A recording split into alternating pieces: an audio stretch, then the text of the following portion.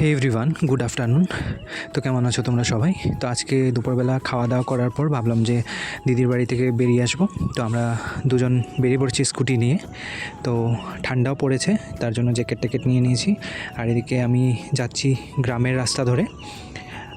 হাইওয়েতেও যাওয়া যায়, বাট আমি গ্রামের রাস্তা ধরেই যাচ্ছি, একটু পরে হাইওয়ে পেয়ে যাব।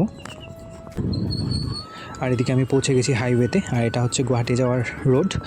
আর সন্ধ্যা হয়ে আসছে প্রায়। আর এটা হচ্ছে ধনশিরি নদী, এখান থেকে বেশি একটা দূর না।